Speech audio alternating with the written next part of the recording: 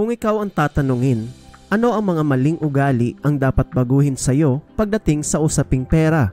Masakit man malaman ang kasagutan, pero baka ito na ang paraan upang ikaw ay magising sa katotohanan. Mahirap bigyan ng solusyon ang isang problema kung hindi malalaman ang ugat at pinagmulan. Parang pagpapakonsulta lang yan sa doktor. Para mabigyan ng lunas ang sakit na nararamdaman, ay ina-identify muna ng doktor kung ano ang problema mo sa katawan para maresetahan ka ng tamang gamot at lunas. Wala itong pinagkaiba sa financial management. Gustuhin man nating yumaman, pero kung may mali sa ating pamamaraan ng paghahawak ng pera, lahat ng paghihirap ay maaaring mapunta sa wala. Kaya sa araw na to, pag-uusapan natin ang 9 na maling ugali sa pera na dapat baguhin para di ka maghirap. Nga pala, bago tayo magsimula, i-check nyo din ang ating mga social media accounts para lagi tayong connected. Pa-follow na din at subscribe para lagi kang updated sa mga bagong topics. Number 1. Panay ang utang kahit may utang pa na hindi nababayaran. Aminin man natin o hindi, ang iba sa atin ay ganito ang gawain. Yung tipong hindi mo pa nababayaran yung unang utang, ang lakas pa ng loob mong mangutang ulit. Huwag mong gawing habit ang pangungutang dahil ikaw din ang kawawa sa huli.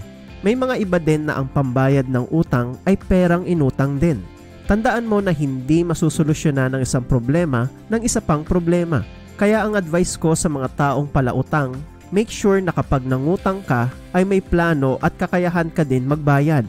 Remember, hindi mo pinaghirapan ang pera na yan at pinahiram sa'yo yan dahil gusto nilang makatulong sa'yo. Kaya wag mo sanang sirain ang kanilang tiwala. Ang goal mo dapat ay pataasin ang iyong income, hindi ang iyong utang. Hindi mo naman siguro gugustuhin na magtrabaho habang buhay para magbayad lang ng utang, di ba? Number 2. Nagbabudget lang kung kailan paubos na ang pera.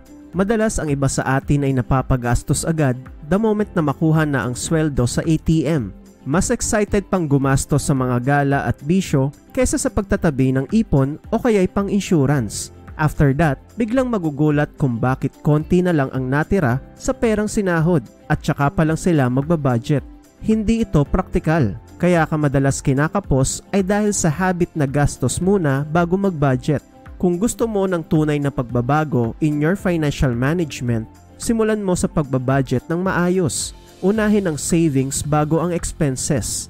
Once na magastos na kasi natin every cent, mahirap na itong bawiin. Number 3. Investments na hindi pinagpaplanuhan. Investments are good dahil dito lalago ang pera mo. Pero ang mag-invest sa stock market, business o ano pa man na hindi pinagplanuhan o pinag-iisipan ng mabuti can lead to bankruptcy. Wala rin pinagkaiba yan sa impulse buying. Sa bawat sale na pinapatulan, part of our earnings and savings ay nawawala kasi nga hindi pinagplanuhan. Kaya't bago pa maubos ang naitabing pangkapital sa investments, pag-isipan muna ng mabuti at pagplanuhan. Mag-conduct ng studies at research. Magtanong ka sa mga taong makakatulong sa iyo pagdating sa ganitong bagay. Mas mainam kung meron ka mga advisors na malalapitan na makakapagbigay sa iyo ng iba't ibang magagandang payo. Number 4. Pagiging masyadong mapagbigay. Don't get me wrong, mabuti ang pagiging mapagbigay. Pero kung ito ay sumusobra to the point na ikaw na ang kawawa at ginagawa ka ng ATM ng mga tao, mali yan. Minsan kasi nahihiya ka na lang tumanggi dahil ayaw mong may masabi sa iyo ang ibang tao. Pero dahil sa ganitong ugali, inaabuso ka naman ng iba. May kasabihan nga, in life, you get what you tolerate. Okay lang ang tumanggi dahil may mga responsibilidad ka din na dapat unahin. At tandaan mo din na ang mga taong magagalit sa iyo kapag di mo pinagbigyan ay ang mga taong walang pakialam sa iyo at puro sarili lang nila ang kanilang iniisip. Kaya hindi mo kawalan kung magalit man sila sa iyo. Number 5. Hindi pinaghahandaan ang bukas.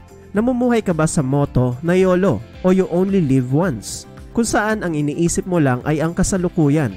Hindi mo binibigyang pansin ang bukas. Kaya hindi mo pinaghahandaan ang mga emergencies, unforeseen events at ang retirement. Alam mo ba na ang mga taong namumuhay sa ganitong paraan ang madalas na nakakaranas ng financial stress dahil sa kawalan ng pagpaplanong pinansyal? Tandaan na ang paghahanda sa kinabukasan ay hindi nangangahulugan na bawal kang mag-enjoy sa kasalukuyan. Kaya ang palaging ina-advise ng mga financial experts pagdating sa pagbabudget ay ang 50-30-20 rule, na kung saan ang 50% ng iyong budget ay nakalaan sa needs, ang 30% naman ay nakalaan sa wants para ma-enjoy mo ang kasalukuyan, at ang 20% naman ay nakalaan sa savings para sa paghahanda mo sa iyong kinabukasan. Number 6. Pagiging kontento sa mababang kita. Ang isa sa natutunan ko mula sa mga self-improvement books ay kaya mong pagbutihin pa ang iyong sarili at ang iyong kasalukuyang kalagayan. Sayang lang na ang ibang tao ay nakokontento na lang sa mababang kita at hindi na sumusubok na paunlarin ang sarili. Don't get me wrong, hindi ko minamaliit ang mga taong kumikita ng maliit. As long as marangal ang ginagawa mo, nakakasurvive ka at nakakatulong ka sa pamilya, proud ako sa'yo. Ang point ko lang ay huwag kang tumigil sa pagpapabuti ng iyong sarili. Ang sabi nga ni Oliver Cromwell, kung tumigil ka sa pagpapabuti sa iyong sarili, titigil ka sa pagiging magaling. Pwede kang tumigil sa pagsisikap at makontento na lang sa minimum wage na trabaho. Pero kapag ginawa mo yon, tatanda ka lang na hindi nakamit ang iyong mga pangarap. Hindi mo binigyan ng chance ang iyong sarili na diskubrihin ang totoo mong potensyal at maranasan ang mas maginhawang buhay para sa iyong pamilya. Kaya ang tanong ko sa iyo, titigil ka ba dahil lang sa may kinikita ka na? O ipagpapatuloy mo bang magsikap at umasenso pa sa buhay? The greatest danger for most of us is not that our aim is too high and we miss it, but that it is too low and we reach it. Number 7. Hindi nag-aaral ng financial literacy. Nagbibigay tayo ng maraming oras sa iba't ibang bagay, pero hindi natin binibigyan ng panahon para pag-aralan ang financial literacy. Simple lang ang konsepto. Kung hindi ka marunong lumangoy, malulunod ka. Kung hindi ka marunong magmaneho, maaaksidente ka. Kung hindi ka marunong i-manage ang pera, maghihirap ka at hindi ka mawawalan ng financial problem. An investment in knowledge pays the best interest. Makakatulong ang financial literacy para makapag-ipon ka ng pera, makapag-invest ng tama, maprotektahan ang iyong hard-earned money and assets, at makamit ang iyong life goals. Number 8. Ginagawang retirement plan ang mga anak. Narinig mo na ba ang statement na to? Binigay ko ang buong buhay ko para magkaroon ka ng magandang buhay. Binigyan kita ng maayos na tirahan, pinakain at pinag-aral kita. Sounds familiar?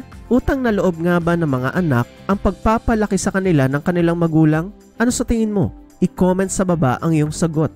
Having a child is a decision made by parents, not the other way around. Kung hindi mo naman pala kayang pagsabayin ang pagpapalaki ng anak at ang pag-iipon sa iyong retirement, sana ay hindi ka na muna nagpamilya. Ang problema kasi ay nagiging cycle na ang ganitong sitwasyon. Kaya hirap umangat sa buhay ang isang Pinoy dahil sa maraming responsibilidad na nakasandal sa balikat niya. Imbes na nakakaipon na para sa educational fund ng mga bata at sa kanyang retirement fund, napupunta pa ang ipon sa mga magulang. It's time to break the cycle. Bilang isang ulirang magulang, huwag mong gawing retirement plan ang iyong mga anak. Sa halip ay paghandaan mo ang iyong kinabukasan para di ka aasa kahit kanino man pagdating ng panahon. At para naman sa mga anak, hindi mo man obligasyon ang magbigay ng pera sa mga magulang, pero bilang isang mabuting anak, tumulong ka at mag-abot ng biyaya. Masarap din kasi sa pakiramdam ang magbigay sa magulang, yung walang sapilitan at walang halong sumbat. At meron ding itong sayang na ibibigay sa mga magulang, yung bang maalala mo silang abutan kahit na magkano lang o kahit simple gift. Number 9. Sinusubukang magmukhang mayaman. Marami sa atin ang nawiwiling bumili ng mamahalin at branded na gamit para makiuso o magmukhang mas mayaman kesa sa iba. Walang masama sa pagbili ng branded as long as you can afford it at pasok sa budget. Pero kung ginagawa mo lang ito para magpa-impress sa iba, mali yan. Don't buy things you don't need with money you don't have just to impress people you don't like. Huwag magsayang ng pera para lang magyabang. Tandaan na mas mabuting maging matagumpay kesa magmukhang mayaman pero baon naman pala sa utang. Sa summary, ito ang 9 na maling ugali sa pera na dapat baguhin para di ka maghirap. Number 1. Panay utang kahit may utang pa na hindi nababayaran. Number 2. Nagbabudget kung kailan paubos na ang pera. Number 3. Investments na hindi pinagpaplanuhan.